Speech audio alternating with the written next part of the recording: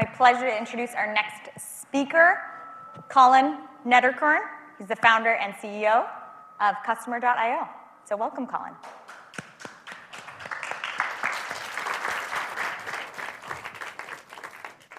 When I was in my mid-20s, I rode my bike from San Francisco to Boston. And it was about 4,000 miles and took 57 days of riding. And it was a great time to go through a transition and kind of figure out what I wanted to do next. And while I was riding, I was applying for product management jobs. And I was expecting to move to San Francisco. I had sold all my stuff, packed some boxes, and shipped them all off to San Francisco. And then I got a job in New York. And so I had to go to San Francisco, get these boxes, and then ship them back to New York. And in New York is where I met I went from one product management job to another product management job. And at that second one, I met my co-founder and started Customer.io. And 12 years later, and it's been beyond my wildest dreams in terms of how the company's done.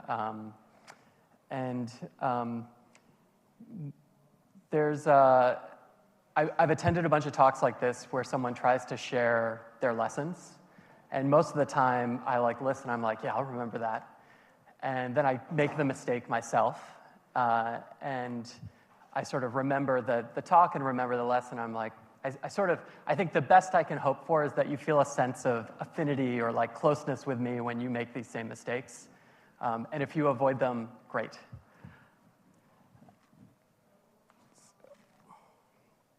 So the period of time that I'm going to cover in this talk is from 1 to 10. I'll talk a little bit about the first million.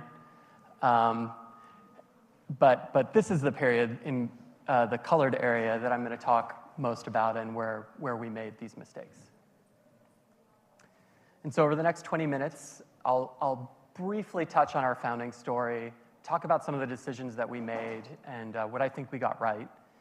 And then when I talk about the mistakes, there's 3 categories of mistakes and then 3 mistakes in each category. And then I'll briefly touch on 10 million plus, but actually just curious in the audience, how many folks here are below 1 million in ARR? And then 1 to 10? Above 10?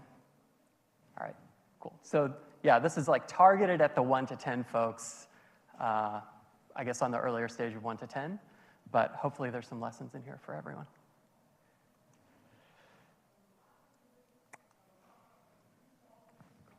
So it's probably in retrospect, it's probably no accident that I'm still working on this business after 12 years.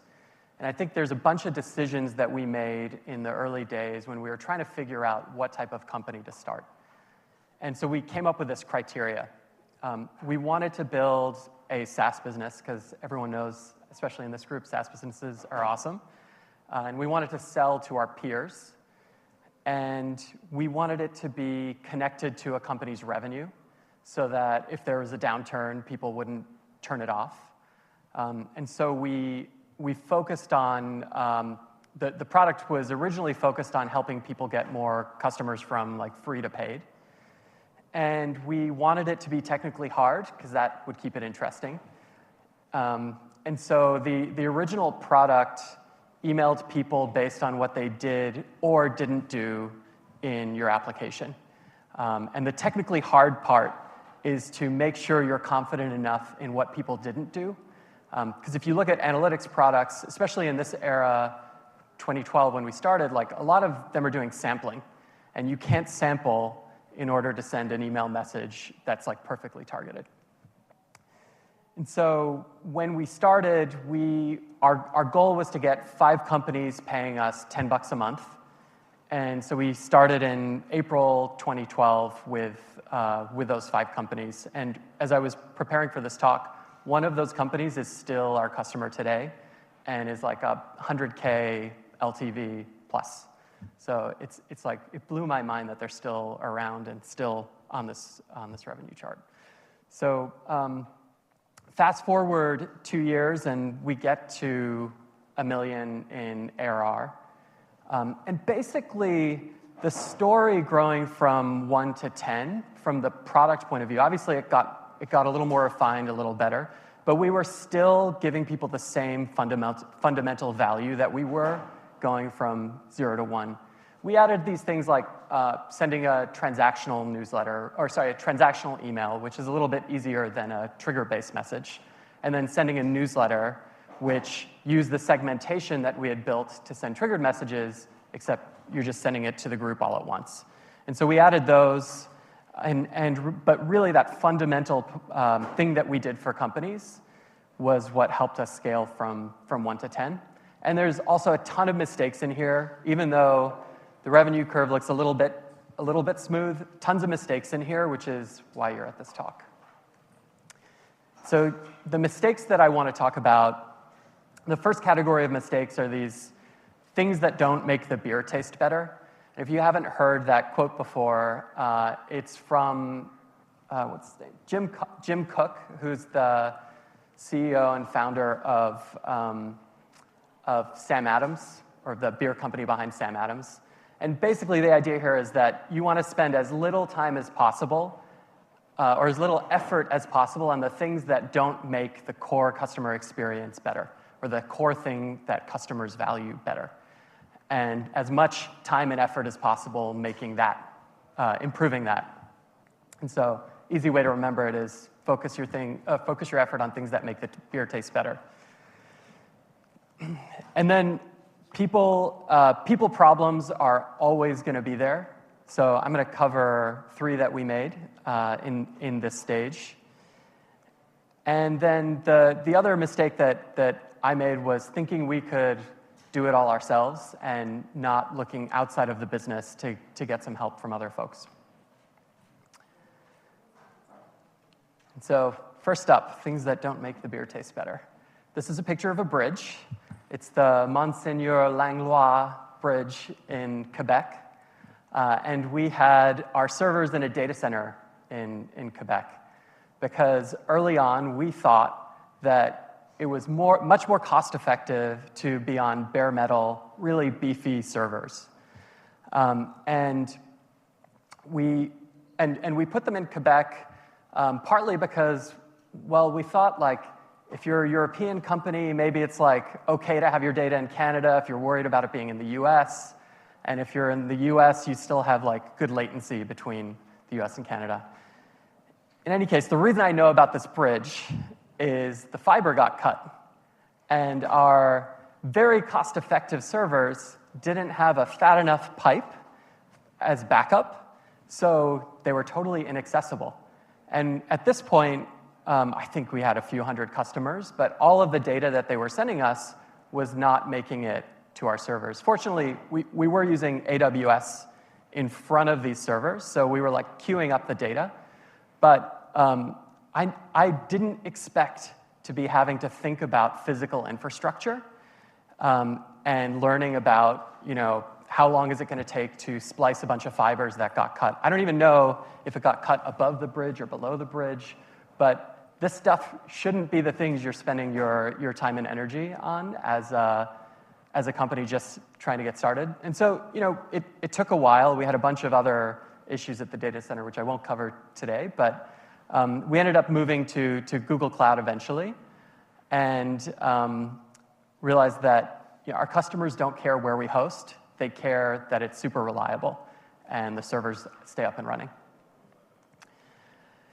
And the next thing we did that didn't make the beer taste better was picking this amazing distributed data store to use. And it was a closed source database. We had all these requirements we were trying to fill, and we ended up picking a database that was essentially like a single database, but you could throw as many servers as you wanted at it, and it would just scale up. And this database company ended up getting acquired by Apple. They didn't renew our service contract. And so we encountered this issue where we were trying to scale up, and the entire cluster fell over. And we couldn't, it was really hard to get support because the company had been acquired. And I'm sitting there at about hour 6 of 12, thinking about the letter I'm going to write to our customers. We had millions in ARR at this point, and we have no path to recovery. We don't know if this is going to come back, and I'm thinking about, like, we're probably going to have to shut down the business, and what am I going to say to them that we can no longer service them and we can't recover? And fortunately, I was like reaching out to people on LinkedIn and eventually got someone super experienced on the team that got acquired to help us recover. But it took us, because we were on this like really, I mean, it was amazing tech, but because we were on this very special technology, it took ages we had to rewrite our entire backend in order to migrate off of it. And now all of our customers, every customer has like a MySQL database backing up their work. We don't need a distributed database to do our service, and it's way more reliable. And interestingly, when you have a distributed database, you actually have a single point of failure. And now we don't have a single point of failure for every customer has a single point of failure, with backups, of course, but you can't like take out our entire customer database. And then I'd say the last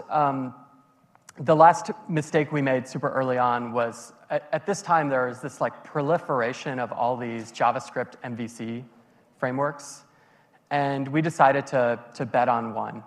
And in retrospect, the lessons I learned after we sort of gone through it was, well, we were on it before version 1, and the difference between version 0 point something and version 1 was so significant that we had to rewrite our application. That's not something you really want to be doing. In addition to that, when we hired folks, either they had to be experienced in this technology, or we had to train them up. So the onboarding time for new engineers was longer. And then even though it's gotten some decent adoption over the years, like it didn't take over the industry. So we're on this technology, it's still in our stack, but as our product's gotten more mature, we've tried to diversify away and pick other technologies that are kind of easier to get started, people are more familiar with. And yeah, I think that like ultimately everything we imagine that like, oh, this will help us build a more responsive application, it'll feel more like a native app, customers didn't care about that. Like they just wanted to use a CRUD app and for our servers to like do the hard work behind the scenes. They didn't care about the interface as much as we had expected. And so those are all the things that don't make the beer taste better. And these are my people mistakes. So I think that the mistake here is not either one of these, not you need scrappy people or you need like systems builders. It's that both are appropriate for a different stage of your business and a different time in your business. So when you're just getting started and you need like you need to spin up your first sales contract, a scrappy doer is who you want. That person will just get it done and figure it out. Or you're trying to get your first like hiring process figured out. That person's great for that. And when it's time to scale up and that scrappy process starts breaking, they won't be able to tell you that. They're going to continue doing it that way and continue approaching the work that way. But the way you figure out that you're not doing it right anymore is you talk to people whose businesses are a little bit ahead of you, and you talk to the people in those roles, and then you realize all of the things that you're doing wrong, and then you have to replace that person with a systems builder. And that person, it doesn't make sense to hire the systems builder too early because they probably need a team around them to help them accomplish all the things, but like you can't scale by being scrappy because it just doesn't work. And everything breaks and people get frustrated. And so, both of these work. It just totally depends on where you are in the maturity of that part of your business. And then a mistake that we made for probably way too long, and I feel like I'm on the other side of not valuing sales. But in the early days, like we wanted to build a business like MailChimp that was all self-service. And people would send us emails and say, hey, can I talk to someone? And I would get on the phone with them, and they would ask me about the product. I would understand their business. I would help them understand if we were a good product for them, and if we weren't, I'd sort of like send them somewhere else. And I didn't realize at the time, but this was sales. And when we tried to ramp up this process, I hired people who were salaried, and I called them onboarding specialists. And they were sort of order taking as people would like come in and want to buy and want to talk to someone. And it took us many years to get from that and in many incarnations to what we have now, where we have a more traditional sales process with account execs, and we have a chief revenue officer, and our sales process is way more typical now. But it took me way too long to just get to the understanding. And if you're there now trying to figure out how you're going to reinvent how people buy from you, stop. Like, just call it sales, is my advice. And then the last thing, which is sort of not inside of your business, but we got bitten a little bit by this, like not understanding the people outside of your business and your customers. One of the things that happened to us a lot is that as our customers got bigger, either they started small and they grew really quickly, or we acquired larger customers. They were more complex organizations. And we'd find that, especially the growing ones, they'd hire a VP of marketing and then rip out customer I/O and want to replace it with something else.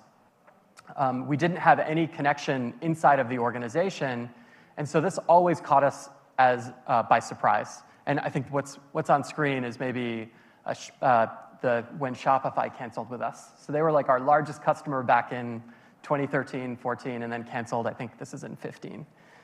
And I think like after this happened a bunch of times where we kept losing our largest customer, we created customer success.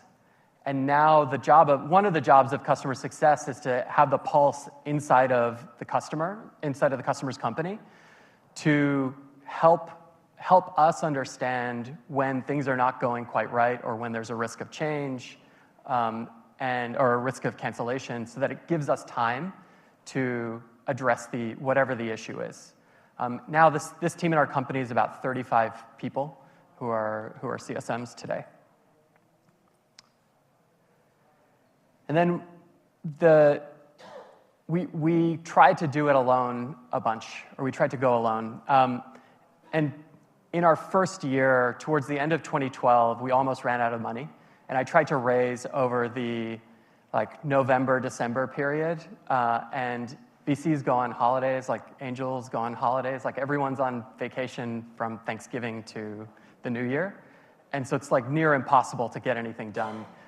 Then I didn't realize this, and that experience of the business being so new and almost dying made me not want to rely on investor money in order to stay alive. And so it was really important to me to get to cash flow break even as soon as possible. I think the mistake that we made here is we had a really complex product that required a lot of people. I think the size of our team now, 250 people, it feels really comfortable to run the business now, but back when we were 10 people, everyone was burning out. Everyone's exhausted all the time. Our product needs to be up and running and performant 24/7, 365, because we're mission critical for our customers' businesses.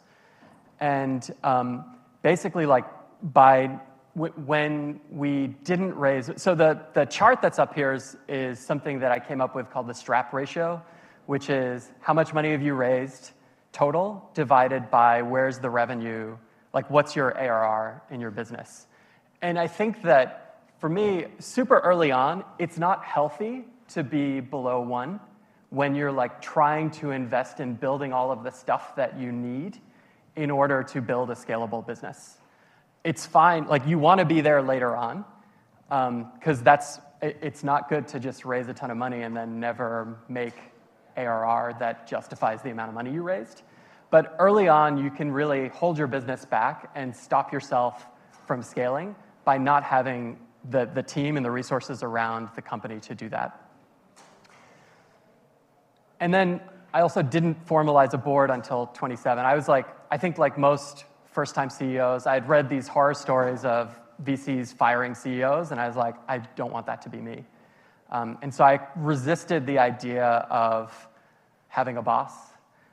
We did like party rounds of investment so that nobody had too much skin in the game. But by 2017, 5 years in, I really wanted a boss, and I wanted someone else looking at the business from the vantage point that I was looking at it. And so we started doing those quarterly board meetings. It was hugely valuable. And it's like my favorite thing now is to prepare for and go to our board meetings, because I was deliberate about the board that we created and really enjoy the people that I work with there. And then the last thing, which I didn't do soon enough, was getting a peer network of CEOs around me. I think about 2 years ago, I started meeting with this group, and these CEOs are all around the same size as us. And we talk about our challenges together. We cheer for each other. It's like amazing. We get together a couple times a year. But I've known all these folks since before we had $1 million in revenue. And we could have been doing it earlier, but I didn't make that happen. And I was sort of living in my own head for a really long time. I think it's great to meet other CEOs and stay connected with them. So I think I'm at time. So this part, if you want to learn about all the mistakes we made here, you'll have to come to my talk, Mistakes from 10 to 100 million. But I can tell you, like, the one thing that you'll need to figure out when around about the time you get to 10 million is, what do you want from the business? Because at about 10 million, you could sell, unless you've taken a shit ton of money. If you're bootstrapped and you get to 10 million, incredible. But you can sell the business and it can be life-changing for you. But if you keep going and you keep building, there has to be some other reason. And for me, the reason is the opportunity to like make this a much bigger outcome for like everyone on the team. And I get to enjoy working with a really talented team of execs around me. And we're fortunate to have this like business that seems to keep scaling. And so that's the why for me, and also making like a massive impact for our customers and on the industry. So that's my advice. Figure that out by the time you get to 10, and it'll help you be clear on what's the outcome you want to drive for. So over the past 20 minutes, talked mostly about these mistakes that I made from 1 to 10. And thanks.